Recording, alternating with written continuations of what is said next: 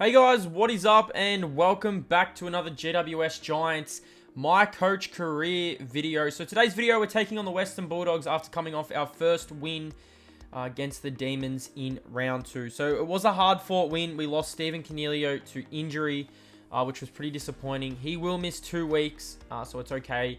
We do get Tim Taranto back in today's game, so it should be an exciting one. It is the Bulldogs and the Giants. It should be a really close game. I mean, these teams you can say are rivals. The Bulldogs beat us in a prelim as we head into team selection for round 3. The Giants are 1-1. The Bulldogs are 1-1. So whoever wins this, it will hold both teams in good stead moving forward if they can get the job done. So yet again, I have listened to everyone's feedback on who should come into the team. So out this week, Cornelio due to injury, he will miss 2 weeks. Sheridan has been omitted just due to lineup changes and all that kind of stuff. So in this week comes Tim Taranto back from suspension and Daniels in for his first game of the season. So Brett Daniels missed the first 2 games of the season due to injury. He returns for his first game of the season. Tim Taranto also comes back in from suspension. So this is the team that will be taking on the Bulldogs up in Canberra. Heath Shaw, Phil Davis, Nick Haynes, Zach Williams, Taylor, Kennedy. Hopper has moved up to the wing. Josh Kelly in the middle. Lockie Whitfield on the other wing. Toby Green, Harry Himmelberg, Brett Daniels on the half-forward flank. Jeremy Finlayson, Jeremy Cameron, Sam Reid. On the ball, Sam Jacobs coming off his really big game against the Demons. He was really good in round number 2 after responding in round 2 from round 1. Callum Ward, Tim Taranto, Lloyd Perryman, Zach Langdon, and Matt DeBoer make out the bench. So it's a big game. It is the Giants and the Bulldogs from Canberra. We have no Cornelio, so it's going to be a big challenge for us. We get the job done. We can go 2-1 and maybe get a spot in the top 8. Let's get into it.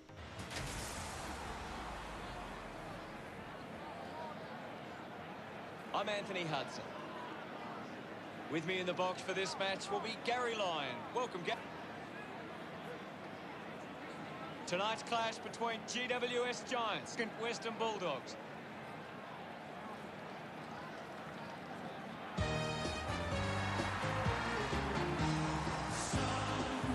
They run on in full confidence. They're looking sharp, and the crowd are appreciating it.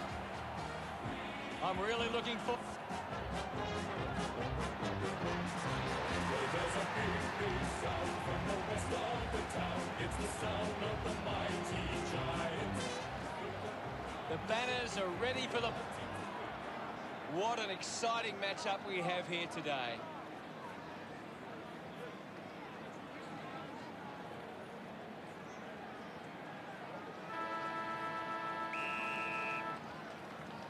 So here we go. It's underway. The Bulldogs and the Giants from Canberra.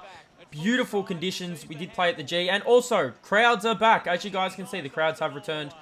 They were not there for rounds 1 and 2. But it's time to bring the crowds back. It's good to have them back as we go inside 50. And Jeremy Cameron, who played pretty good against the Ds, lines up and kicks the first goal of the night. It is nice to see the crowds back. We didn't have crowds against the Cats and the Demons, but they are back. And have a look at this transition from the Giants. So this is what I really like about the Giants. They have a lot of quick players. As you guys know, I'm doing the Essendon series, but this Giants team have a lot of fast players who can move. Jeremy Cameron, Finlayson running into goal. Cameron off the ground, kicks his second goal. I thought Cameron was in for a massive night, considering he kicked the first 2 goals of the game as the Bulldogs go forward. So the Bulldogs go forward. Sammy Lloyd was a problem for us. There was nothing we could do for him in this game. He snaps on the left foot and kicks an absolute beauty. What a goal from Lloyd. And the Bulldogs have their first. So 1-1 plays 2-1. The ball goes inside 50 and Liberatore, he steps up. He kicks the goal and the Bulldogs tie the game up. So the Bulldogs actually, after being 2 goals down, got on a roll. They were basically owning the football. I mean, Lockie Whitfield runs in here. Probably should have done better with this kick. Kicks it out on the full. That needs to be better from Lockie Whitfield. One of our best forwards. The Dogs, after this goal, just controlled the opening term. Norton runs in, kicks it off the ground. The Dogs have the lead after the Giants kick the first 2. This Bulldogs team is good in AFL Evo. As you see here, they have a 2-goal lead at this stage. We go inside and a very nice mark to Sam Reid. Now, Sam Reid didn't really touch the ball too many times, but every single time he had the opportunity, it felt like he bobbed up and kicked the goal.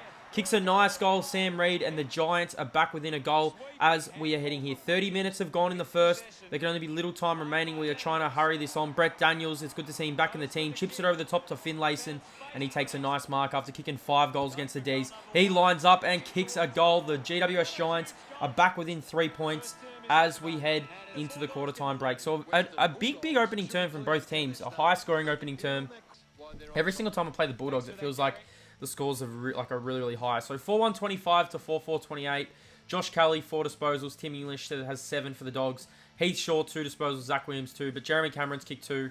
Finlayson's kicked 1 as well. As the Dogs start this second term, they start to put a stranglehold on this game. I mean, this is a lot different to my Essendon series. I feel like it's going to take me a while to get these teams down packed. Phil Davis under enormous amounts of pressure. He actually did get injured in this game. I'm not too sure if he'll miss any weeks, but he gets tackled here.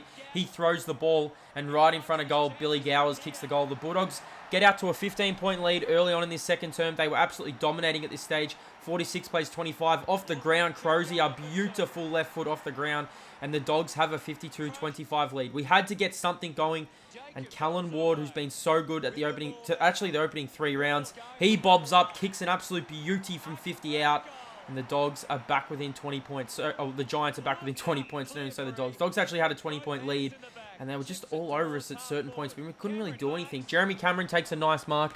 He has a chance to kick his 3rd goal of the half. He lines up, kicks the goal, and the Giants have a little bit of life.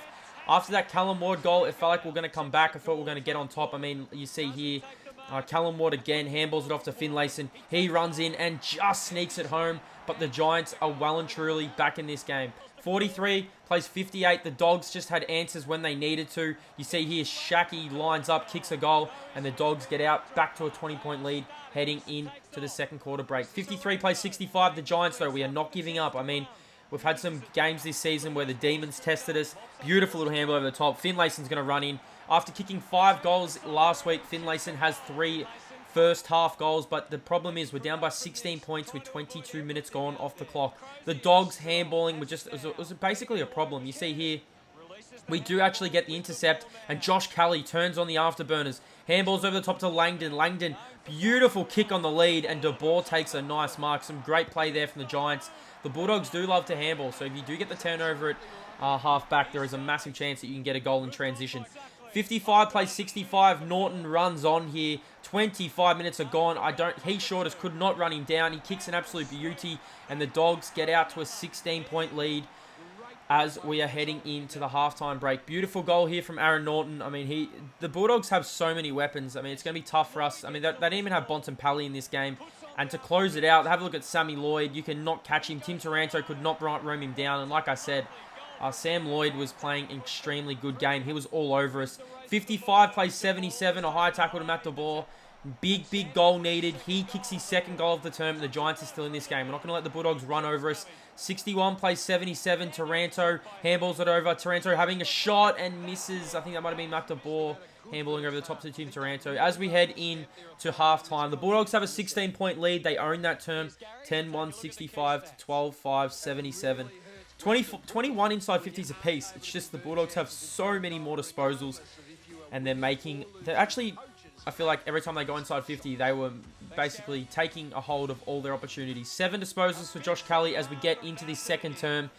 Razor Ray balling the ball up. Let's get into this second term here. The Dogs were, like I said, just pressing down. Every time it felt like we were going to get back into the game, the Dogs were just a little bit too good.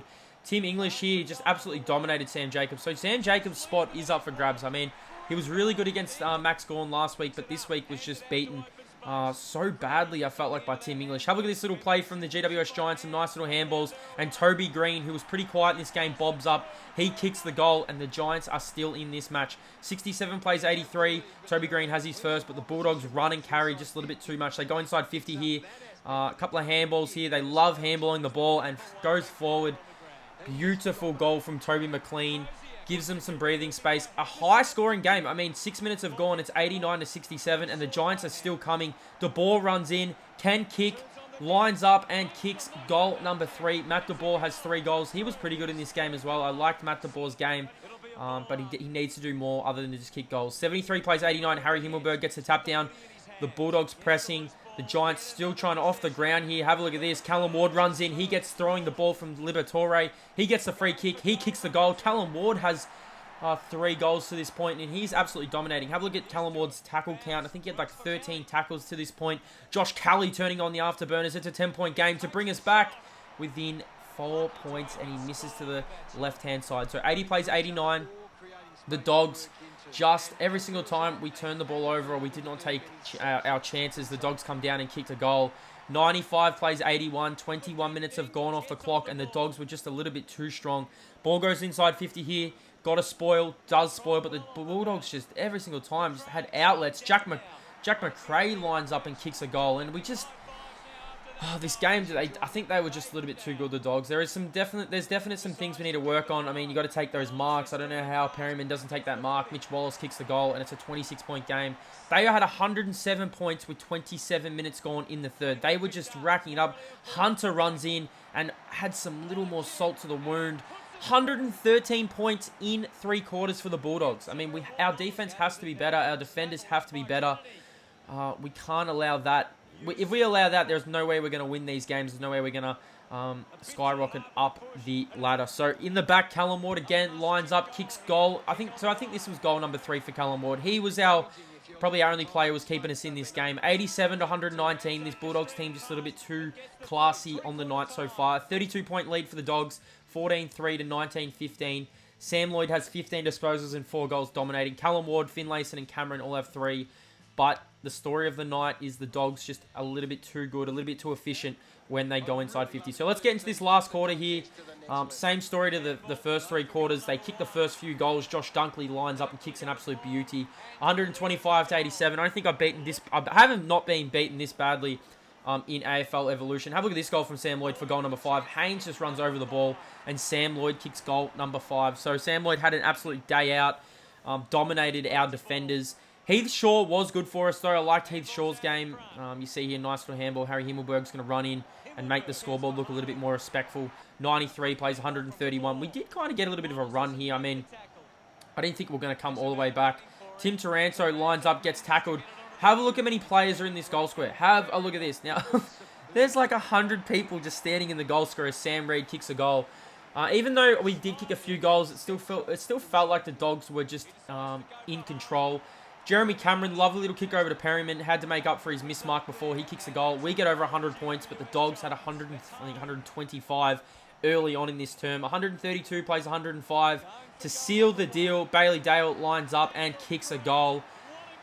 We've got to regroup. We've got to come back bigger. We've got to travel down to Melbourne next week to take on the Bombers. We weren't good enough in this game. Lovely little handball here. Toby Green lines up and kicks goal number 2. The Dogs have 138 points at this stage. Lovely kick inside. I mean, we could have made this a game kind of. Lockie Whitfield lines up. He misses to the left-hand side. Toby Green also had a chance to kick goal number 3 in this game. You can see him lining up from a tough angle. Just pings it and goes to the left-hand side. So 113 plays 138. The Bulldogs, like I said, just a little bit too good in this game. Zach Langdon wasn't really influential like he was in the first 2 games. He lines up, he kicks the goal. 119 plays 138. This game is well and truly over, with the Dogs just a little bit too good for this game. But like I said, I hope you guys are enjoying the series. I mean, this is going to be a lot harder than the Essendon series. I don't really know all the GWS players as the ball goes in and Daniel Lloyd takes a nice mark. I don't really know all the GWS players, so as team selection comes, as injuries go, I'm definitely going to need your help on what our team should look like, as Daniel Lloyd kicks the goal and the Bulldogs still too good in this game. So 125 plays 145. They're just switching the play here as the siren will sound in this game. The Bulldogs beat the GWS Giants by 20 points. They led this match by 38 points at one stage. Just too good for the Giants on the night. We definitely need to regroup. We now fall to 1-2, which is pretty disappointing. 20 goals, 15, 125 to 23-7, 145. We cannot allow that amount of points in a game. We're not going to win. Callum Ward, 3 goals. Nick Haynes, 14. Tim Taranto, 14. Josh Kelly, 12 disposals. Sam Lloyd had 16 disposals and kicked 5 goals. He was outstanding in this game. Mitch Wallace kicked 2 goals and Norton kicked 2 goals. As I switch over and just show you guys the stats of the game, which allows you to actually help me with team selection on who should come in next week. I do believe Heath Shaw and Phil Davis are injured, so they may miss next week. We're still 1 week away from getting Stephen Canelio back, which is, we need our captain back. I mean, that is the most important thing at this stage as we look at the stats. So Nick Haynes, 14 disposals. They're our top disposal getters. I thought all them players played really well. I was happy with their games. As you see, Heath Shaw was injured. Lockie Whitfield needs to get some more disposals, I think, for us as we look at the lowlights of the game. I wouldn't really call it the lowlights, but they need to perform better. Daniel Lloyd's spot is definitely up for grabs. Phil Davis injured. Sammy Jacobs, again, another quiet night. But make sure to pause, comment down below who should come into the team. Like I said, Heath Shaw and Phil Davis are injured. As we head into J21 votes for round 3, it's going to be heating up. I mean, it's going to get a lot tighter as the series goes on. A few players could have got votes in this game, but I decided to give the votes to Callum Ward, who kicked 3 goals and had 15 tackles. He's been in the votes every single week. Tim Taranto had the 14 disposals. It's good to see him back from suspension. Nick Haynes had the 56 fantasy points. He was really, really good. Heath Shaw, 302 metres gained. I thought his game was good. I know he's injured, so it's pretty disappointing. And Josh Kelly had the 12 disposals. Was pretty consistent for us. Kept us in the game. Kept that score from breaking over as we look at the leaderboard for J21 votes for round 3. And Callum Ward takes the lead. He has 11 votes. Toby Green has the 8 votes. Jeremy Finlayson still holds third with 5 votes. He didn't get any votes in this game, even though he did kick 3. Josh Kelly has the 4 votes. Tim Taranto, it's good to see him in the votes. And Lockie Whitfield and Sam Jacobs round out the J21 votes. So I hope you guys enjoyed the video as we look at the ladder. The Giants, after that loss, we fall to 1 and 2. So we're currently sitting 13th. We take on the 12th place Bombers in our next video at Marvel Stadium. So I hope you guys enjoyed the video. We couldn't get the job done, but make sure to look out for some more Giants videos. Hit that like button, hit that subscribe button, get on board, and I'll see you in the next AFL Evolution 2 video.